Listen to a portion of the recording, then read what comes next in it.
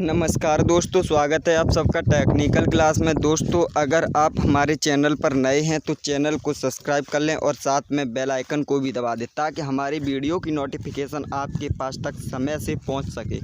तो चलिए दोस्तों, आज हम इस वीडियो में आपको कुछ महत्वपूर्ण प्रश्न कराएंगे जो कॉम्पिटिटिव एग्ज़ाम में पूछे जाते हैं। तो चलिए दोस्तों, पहला प्रश्न पढ़ते हैं।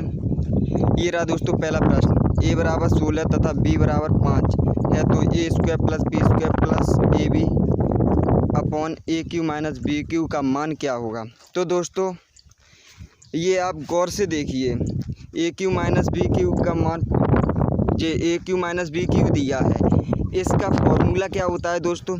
इसका फॉर्मूला होता है दोस्तों ए क्यू माइनस बी क्यू बराबर, इसका फॉर्मूला होता है दोस्तों ए माइनस बी पुस्तक में A square plus B square plus A B. तो दोस्तों, ये फार्मूला होता है A cube minus B cube का। तो दोस्तों, ये फार्मूला है इसका पूरा। तो अब आपको मान निकालना है। तो चलिए दोस्तों, अब ये फार्मूला ऊपर वाले से मैच हो रहा है। तो अब ये फार्मूला इस ऊपर वाले से मैच हो रहा है। तो चलिए ऐसे लिख लेते हैं, A square plus B square plus A B दे रहा है दोस्तों अपॉन इसका फार्मूला लिखेंगे दोस्तों नीचे A cube minus B cube का फार्मूला लिखेंगे दोस्तों ए माइनस बी ब्रैकेट में A square plus B square plus A B. तो दोस्तों, अब आपको दिख रहा होगा ये A square plus B square plus A B और ये A square plus B square plus A B upon में है दोस्तों, तो ये कट जाएगा। तो दोस्तों, इससे ये कट गया। तो अब ऊपर बचा है दोस्तों 1 अपॉन ए माइनस बी। तो दोस्तों, अब ए का मान कितना दिया है दोस्तों। ए का मान दिया गया है दोस्तों 16। तो चलिए लिखते हैं 1 अपॉन ए का मान है 16, ये दिया है 16 लिख लेते हैं दोस्तों, माइनस बी का मान कितना दिया है दोस्तों 5, तो 5 लिख लेते हैं। तो आंसर आ गया दोस्तों 1 अपॉन 16 में से 5 जाएगा दोस्तों, आएगा 11, 1/11। यही आंसर होगा दोस्तों। कहाँ है 1/11, कौन से ऑप्शन में दिया गया है दोस्तों। ऑप्शन बी बिल्कुल सही है दोस्तों। तो चलिए दोस्तों, अब अगले जे ए क्यू माइनस बी क्यू का फॉर्मूला तोड़ा है। ये होता है फॉर्मूला ए क्यू माइनस बी क्यू का। तो दोस्तों, इसे तोड़ के इसका फॉर्मूला ये निकल आया A square plus B square plus के ए बी। ये अपॉन में भी इसका फॉर्मूला तोड़ के लिखा था दोस्तों, इसका फॉर्मूला तोड़ के लिखा है दोस्तों ए स्क्वायर, ये आप नीचे देखिएगा ए स्क्वायर प्लस बी स्क्वायर, ये इसका फॉर्मूला होता है, लेकिन इसे तोड़ दिया है दोस्तों। आपको समझ में आ रहा होगा, मैं पूरी कोशिश कर रहा हूं दोस्तों समझाने की। तो चलिए अगले प्रश्न की तरफ। एक विद्यार्थी सही सवालों की तुलना में 2 गुने सवाल गलत करता है। यदि उसने कुल 48 सवाल किए हैं तो कितने सही किए हैं दोस्तों, कितने सवाल सही किए हैं। तो चलिए दोस्तों, पहले लिख लेते हैं सही सवाल और ये है दोस्तों गलत सवाल।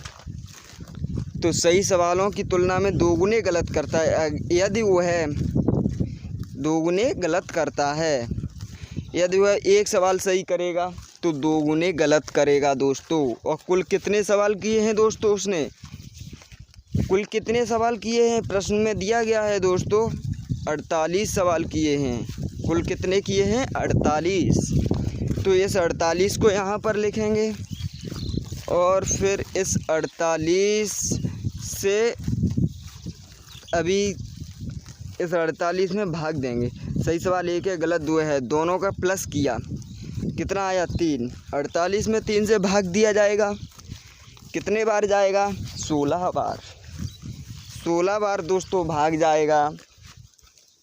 तो दोस्तों, सही सवाल हैं 16 और गलत कितने हैं 32। कैसे हुआ दोस्तों 32, 16 दूनी 32 और ये 16 एकम 16, ये गलत 16 दूनी 32 हो गया दोस्तों। अब आपको कितने सही किए हैं, तो ऑप्शन में सही पूछा है तो 16 सवाल सही किए हैं, तो ऑप्शन नंबर बी बिल्कुल सही है। अब दोस्तों 32 सवाल गलत किए हैं ना, तो चलिए अब इसे वैसे सॉल्व करके देख लेते हैं।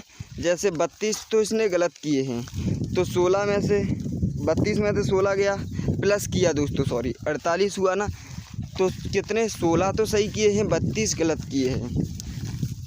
तो दोस्तों 48 मैच हो रहा है ना प्लस करने पर, तो इसका मतलब संख्याएं सही निकली हैं। ये मैच हो गया, दोनों जब प्लस किया ना तो 48 आ गया। तो यही आंसर है दोस्तों सही सवालों का। अगला प्रश्न है पी का पी परसेंट बराबर है 36। तो पी का मान क्या होगा? बहुत ही आसान सा क्वेश्चन है दोस्तों, आप भी करिए वीडियो को पॉज करके। तो चलिए दोस्तों इसे मैं सॉल्व कराता हूँ। पी का मान पूछा है दोस्तों, तो चलिए इसे लिखते हैं पी।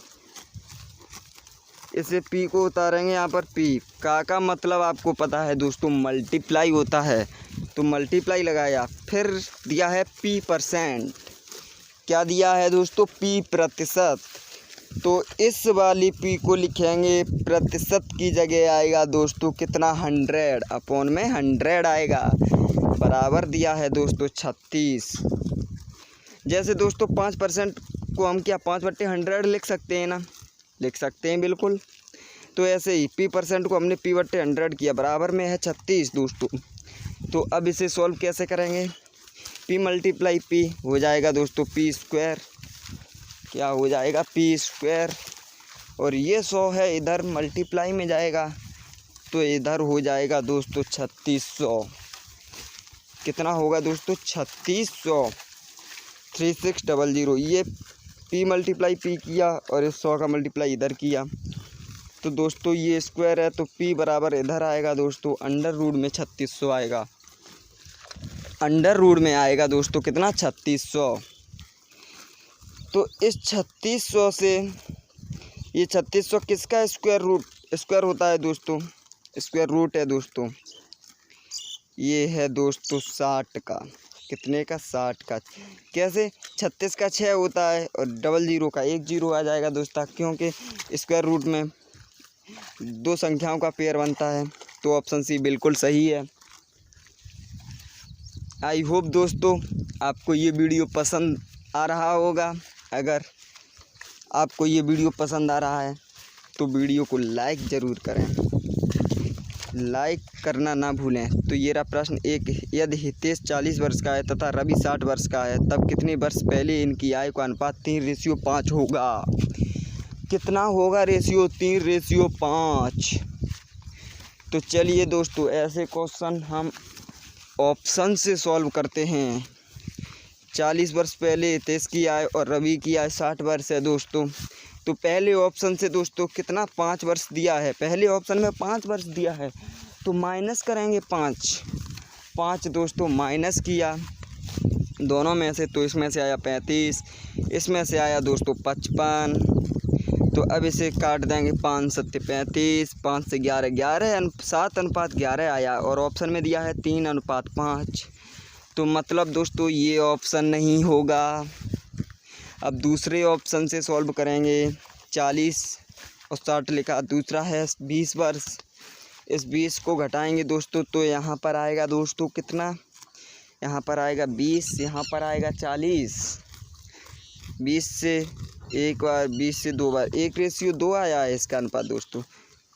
कितना आया है? और पूछा है कितना? 3:5। तो ये नहीं होगा। अब सीमा फिर लिखेंगे 40 और 60, 10 वर्ष घटाएंगे, दोनों में से घटाया दोस्तों 30 आया, यहाँ पर 50 आया।